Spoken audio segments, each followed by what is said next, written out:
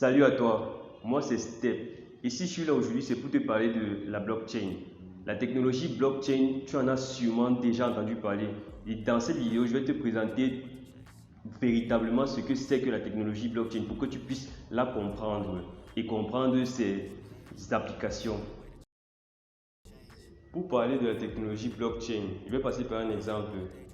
Supposons que j'ai un livre dans lequel je note tout, c'est-à-dire que je note le temps qu'il fait, l'heure à laquelle je me réveille, les dettes que j'ai dehors, les créances que j'ai. Supposons également que mon voisin ait un livre du genre. Ok. S'il arrive que je fais une transaction avec mon voisin, c'est-à-dire que s'il fait un prêt à mon voisin, supposons que je lui prête 5 000. J'arrive à trouver l'argent. Maintenant, je lui remets ces 5 000. Ça veut dire que dans mon livre, je vais noter que j'ai remis les 5 000 à mon voisin. Et lui, dans son livre, lui, il va noter qu'il a reçu les 5 000 de ma part. Mais il y a un problème. Imaginons par exemple que mon voisin soit un gars frauduleux et qu'il note plutôt dans son livre qu'il a reçu de ma part 2 000 francs. Donc, je lui dois encore en principe 3 000 francs. Ça veut dire que maintenant c'est sa parole contre la mienne. C'est sa parole contre la mienne. Donc il y a un problème qui se pose. Pour régler ce genre de problème, on se sert de ce qu'on appelle un tiers de confiance. Par exemple, ce sont les banques et les services tels que PayPal. Le tiers de confiance aura pour but de vérifier, de valider, de sauvegarder nos transactions. Donc, en grosso modo, le rôle du tiers de confiance, c'est de sauvegarder, vérifier et valider les transactions. Toutes les informations qui sont enregistrées dans le livre.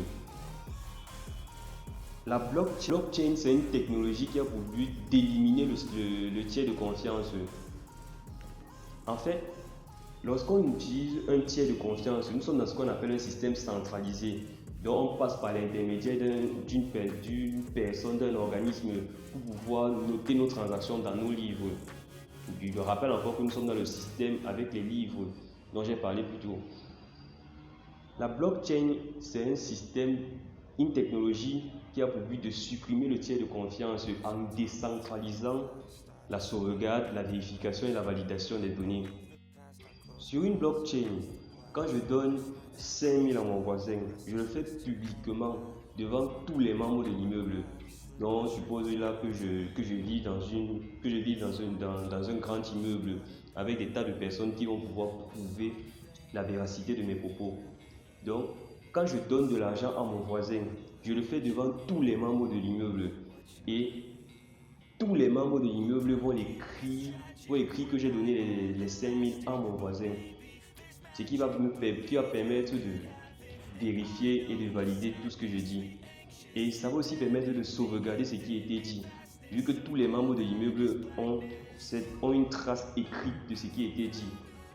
Maintenant, pour qu'une transaction soit validée, c'est-à-dire que pour qu'une transaction soit vérifiée et validée, il va falloir que au moins la majorité des membres de l'immeuble acceptent et attestent, parce que ce n'est pas tout le monde qui est disponible pour écrire dans son livre qu'il a vu la transaction.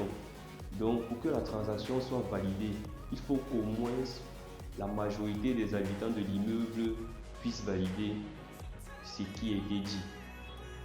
Nous sommes ici dans ce qu'on appelle un système décentralisé, vu que ce sont les utilisateurs eux-mêmes qui jouent le rôle de tiers de confiance. C'est l'un des avantages de la blockchain par rapport au système décentralisé qui utilise encore un tiers de confiance tel qu'une institution ou une personne. Maintenant, on se pose la question de savoir est-ce que ce système est plus sécurisé qu'un système centralisé. Pour ce qui est de l'aspect sécuritaire, nous sommes toujours dans le cas où j'ai envoyé 5 000 à mon voisin. Supposons que mon voisin veuille modifier les données de la transaction. C'est-à-dire que lui, il me dit plutôt qu'il a reçu de ma part 2 000 au lieu de 5 000. C'est-à-dire que je lui dois 3 000. Dans un système centralisé, c'est tout à fait bon, compliqué, mais c'est faisable. C'est-à-dire qu'il aura juste qu'à, par exemple, partir à la banque, soudoyer, je ne sais pas qui, il soudoie peut-être une personne là, il réussira à modifier la transaction. Vous voyez que c'est compliqué, mais c'est faisable. Pour ce qui est de la blockchain a plusieurs avantages. C'est ultra sécurisé, pas parce que c'est une avancée technologique poussée ou quoi que ce soit, mais c'est ultra sécurisé grâce à des petites astuces. Non, mais vraiment des petites astuces. La première astuce, c'est la décentralisation. C'est-à-dire que dans l'immeuble, tout le monde a une copie de la transaction qui a été faite. Donc, pour pouvoir modifier la transaction et dire qu'il a reçu de ma part plutôt 2000, il va falloir qu'il modifie les livres de tous les voisins, de l'immeuble. Pour ce qui est de la deuxième astuce sécuritaire de la blockchain, on a ce qu'on appelle le hash. Le hash, c'est quoi? On va dire que dans le livre, une page du livre est constituée d'une en-tête, d'un pied de page et d'un corps. Le corps a une limite dans le nombre de transactions, c'est-à-dire que le corps peut contenir 7 transactions. Et on écrit une page toutes les 5 minutes.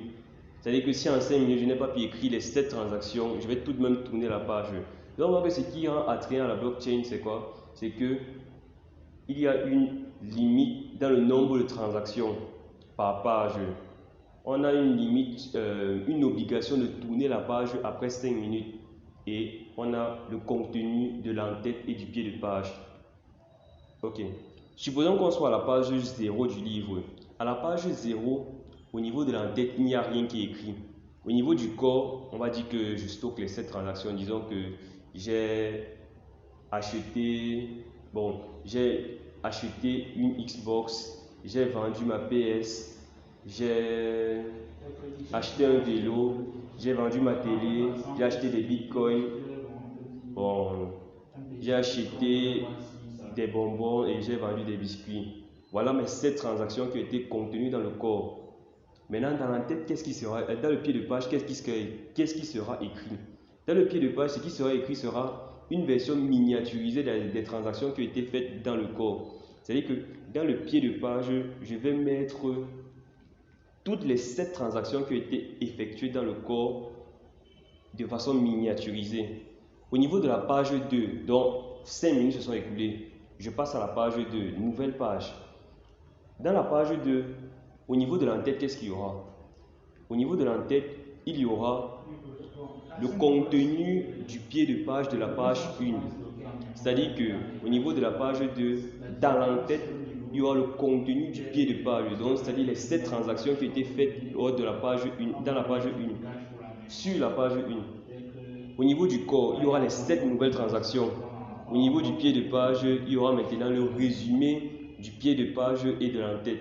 C'est-à-dire qu'au niveau du pied de page de la page 2, on aura un résumé des transactions qui ont été faites sur la page 2. On aura le contenu de l'entête de la page 2, c'est-à-dire le résumé des 7 transactions qui ont été faites sur la page 1. Au niveau de la page 3, en en-tête, on aura le contenu du pied de page. La troisième astuce sécuritaire qu'utilise la blockchain est ce qu'on appelle le consensus.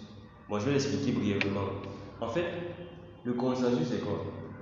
On sait que dans l'immeuble, pour qu'une transaction soit vérifiée, il faut qu'au moins la moitié des membres de l'immeuble la vérifient. Donc, au moins la moitié des voisins doivent la vérifier. Imaginons par exemple qu'un membre de l'immeuble veuille modifier une transaction qu'il a écrite. Il a le droit, vu qu'il peut écrire dans son livre à lui. Mais s'il écrit dans son livre une transaction erronée, mais qu'au moins la moitié ne vérifie pas la transaction, c'est-à-dire que au moins la moitié doit avoir écrit qu'ils ont vu la transaction se dérouler. Si au moins la moitié ne vérifie pas cette information, c'est-à-dire que s'ils n'ont pas écrit dans leur livre, alors toute tentative pour modifier la transaction est peine perdue. La quatrième astuce sécuritaire est ce qu'on appelle le marathon ou triathlon. Ok. Pour décourager d'autant plus le voisin d'écrire une transaction frauduleuse dans son livre à lui, on dit par exemple que on donne une règle. Pour écrire dans un livre, il faut avoir couru un marathon ou un triathlon. Donc, pour pouvoir écrire dans un livre, il faut avoir couru un marathon ou un triathlon.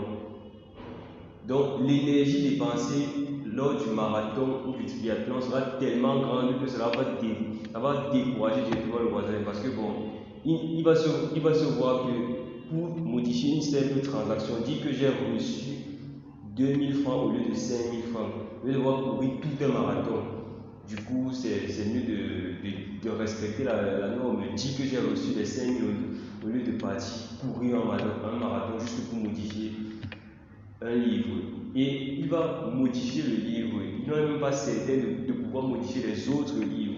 La blockchain est donc un livre, un grand livre, immuable, infalsifiable, incontournable et ultra sécurisé, incorruptible et qui plus est démocratique, c'est-à-dire décentralisé.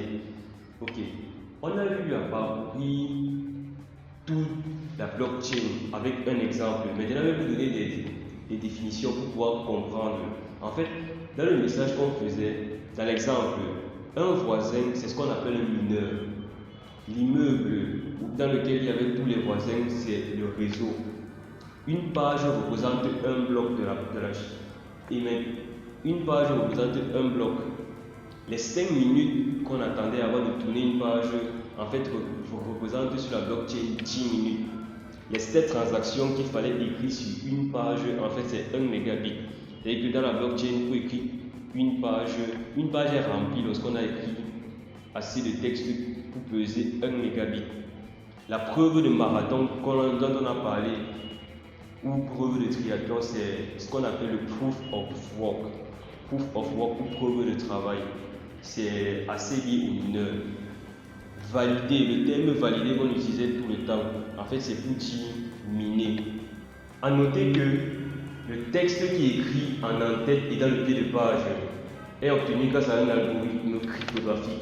Pour le cas du Bitcoin par exemple, on parle de l'algorithme SHA-256. Je ne vais pas en parler dans cette vidéo, mais si vous êtes intéressé et que vous voulez comprendre davantage sur cet algorithme SHA-256, je vous invite à le mettre en commentaire et je me ferai un plaisir de faire une vidéo complète sur le sujet.